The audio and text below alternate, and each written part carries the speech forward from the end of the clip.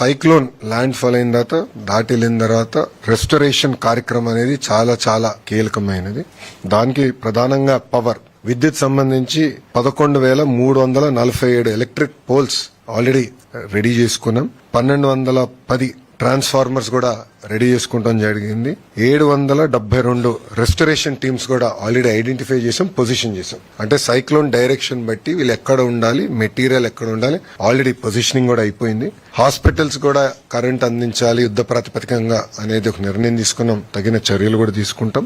ఆర్ఎన్బికి వచ్చే గల 7,289 అంటే జేసీబీలు, క్రెయిన్స్, వెహికల్స్ కూడా ఏర్పాటు చేసుకున్నాం. ఎందుకంటే ఎక్కడన్నా బ్లాకేజ్ అయినా ఇమీడియట్ గా రెస్టోర్ చేయాలి, ట్రాఫిక్ ఎలాంటి ఇబ్బంది ఉండకూడదని అది కూడా టీమ్స్ రెడీ చేసుకుంటాం జరిగింది. తాగునీరు సంబంధించిన వాటర్ ట్యాంకర్స్ పొజిషన్ చేసుకున్నాం.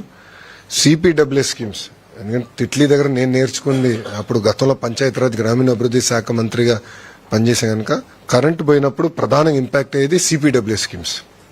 ఆ రోజు మేము అనుకున్నాం జనరేటర్లు ముందే పెట్టుంటే భలే ఉండేది, రిస్క్ అయ్యేది, ఇంత ఇబ్బంది వచ్చిండేది కాదు కదా అని.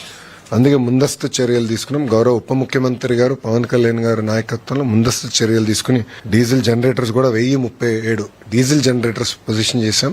సెల్ ఫోన్ టవర్స్ కావాల్సిన డీజీ సెట్స్ కూడా సుమారుగా 78% సెల్ ఫోన్ టవర్స్ కూడా కావాల్సిన డీజీ సెట్స్ వాళ్ళు ఎయిర్టెల్ కానివ్వండి, జియో కానివ్వండి, మిగతా సర్వీస్ ప్రొవైడర్స్ అందరూ కూడా ఏర్పాటు చేశారు. కావాల్సిన డీజిల్ కూడా పొజిషన్ చేస్తాం జరిగింది. కలెక్టర్స్ అందరు కూడా ఫండ్స్ ఏర్పాటు చేస్తాం. మనీ ఇస్ నో ఆబ్జెక్ట్, ప్రజలు ఇబ్బంది పడకూడదు అన్న లక్ష్యంతో మేము పనిచేస్తున్నాం.